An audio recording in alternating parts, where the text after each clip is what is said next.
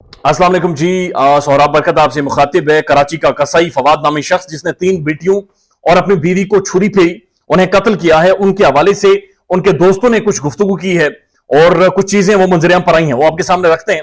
लेकिन एक और बड़ा खदशा पुलिस को ये पड़ गया है कि क्या डार्क वेब के ऊपर इन्होंने अपनी बेटियों को, बीवी को कत्ल करते वक्त क्या इसने बरहाना भी किया था और लाइव ट्रांसमिशन चली थी या नहीं चली थी, और वो वीडियोज क्या मौजूद हैं या नहीं मौजूद। अब इंटरेस्टिंग डेवलपमेंट ये है कि इनके कुछ दोस्तों का यह दावा है कि उस दिन जिस दिन इसने ये मर्डर किया है, उस दिन फवाद बार बार अपनी घड़ी देख रहा था, वो बेचैन था, वो घबराया हुआ था और वो बार बार दोस्तों से भी टाइम पूछ रहा था।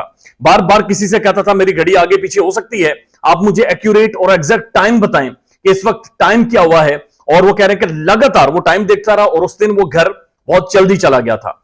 अब जो जाकर इसने क्राइम किया है, ये जो एक obnoxious और हेनियस किस्म का, इनह्यूमन किस्म का क्राइम इसने किया है, इसका टाइम फ्रेम भी बड़ा इंपॉर्टेंट है।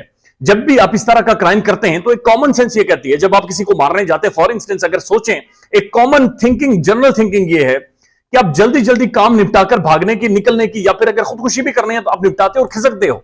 ऐसा नहीं हो सकता कि आप 4 मर्डर करें लेकिन उसके लिए आप घंटा या तकरीबन 1.5 घंटे का टाइम लें, या फिर 45 से 50 मिनट, ये जो भी एक्यूरेट टाइम है, चूंकि मुख्तलिफ टाइम रिपोर्ट हो रहे हैं, कुछ जगहों पर 45 मिनट कहा जा रहा है, कुछ जगहों पर घंटा, तो कुछ लोग 1.5 घंटा रिपोर्ट कर रहे हैं। तो ये बहुत बड़ा टाइम फ्रेम है। जब आप मर्डर करने जाएं, जब आप क्राइम करने जाएं, जब आप जुर्म करने जाएं, तो ये एक बहुत ही लंबा टाइम है कि आप घंटा, 1.5 घंटा या 45 मिनट मर्डर करने में या क्राइम करने में लगाएं। तो फवाद के हवाले से ये रिपोर्ट हो रहा है कि जो इसने टाइम कंज्यूम किया है, ये असल में एक शो का टाइम है, एक शो का, यानी एक पूरी रील का टाइम है कि जब कोई भी डेटा, जब भी दुनिया भर में डार्क वेब के ऊपर फिल्माया जाता है तो उसका जो टाइम फ्रेम होता है वो इतना ही होता है। क्योंकि जिन्होंने पैसे दिए होते हैं, जिन्होंने डॉलर्स दिए होते हैं, जिन्होंने इन्वेस्ट किया होता है, जो शो देख रहे होते हैं लाइव, उन्हें लज्जत आ रही होती है, उन्हें मजा आ रहा होता है, उनकी हवानियत जाग रही होती है और वो इस चीज को भरपूर तरीके से इंजॉय कर रहे होते हैं और वो देख रहे होते हैं एक एक चीज को कि अच्छा ये कैसे हो रहा है, किस तरह से हो रहा है। वो बाकायदा से इंस्ट्रक्ट और डायरेक्ट भी कर रहे होते हैं क्या ये किस तरह से ये सारी चीजें डेवलप हो रही हैं। इस सारी चीज का खुलासा जाहिर है पुलिस ने करना है, लेकिन जो अभी तक जो एक प्रिलिमिनरी जो इन्वेस्टिगेशन है उसमें ये चीजें मंजरेआम पर आ रही हैं कि जो टाइम है ये सबसे ज्यादा इंपॉर्टेंस इस सारे मामले में इख्तियार कर गया है।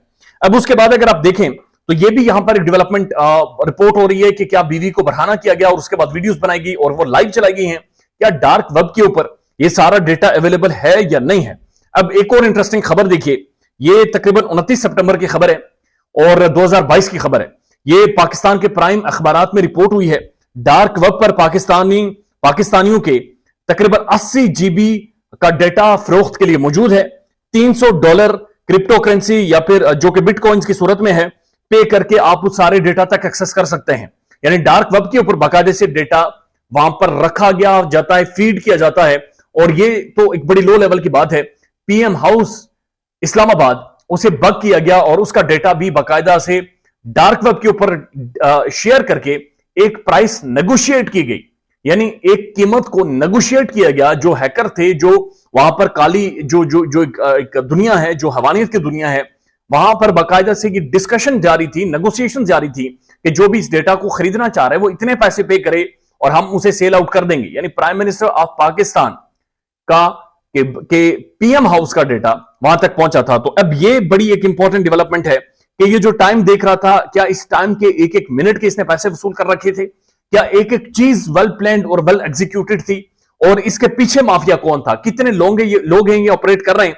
क्योंकि आपको याद होगा कि जब ज़ैनब कत्ल केस का वाकया हुआ था, जब एक कम उम्र बच्ची को एक शख्स ने, जो मौलवी था, उसने उसके साथ रेप किया, जिना किया और उसके बाद उसको कत्ल कर दिया था और उसके बाद उसे खेतों में फेंक दिया था। उसके बाद डॉक्टर शाहिद मसूद ने, जो पाकिस्तान के प्रोमिनेंट तजियाकार हैं, उन्होंने जब पहली दफा यह बात की कि भाई बच्चों को इस तरह के वाकयात करके ये सेल किया जा रहा है डेटा, इसका फाइनेंशियल बेनिफिट है, इसके पीछे आप लोग लज्जत ना ढूंढें, इसका एक फाइनेंशियल बेनिफिट है, फाइनेंशियल एस्पेक्ट को देखें। तो डॉक्टर शाहिद मसूद को गिरफ्तार कर लिया गया था। उसके बाद बच्चों के साथ ज्यादती की जो खबरें रिपोर्ट हुई थी, और जो पंजाब का एक इलाका मेरे ज़हन से निकल गया है, वहां पर सबसे ज्यादा जो खबरें सामने आई थी, और वहां से जब डस्का गालिबन था या कौन सा था, वहां से जो बच्चों के साथ पोर्नोग्राफी की गई थी वो वीडियोस भी सेल की गई थी। और उसके बाद जो लैया में खातून के साथ कुत्तों की ज्यादती करवाई गई। Now this incident, this should be proved, सारे एस्पेक्ट को सामने रखते हुए कि ये असल में معاملہ کیا ہے. خیال رکھیے گا اپنا. اللہ حافظ.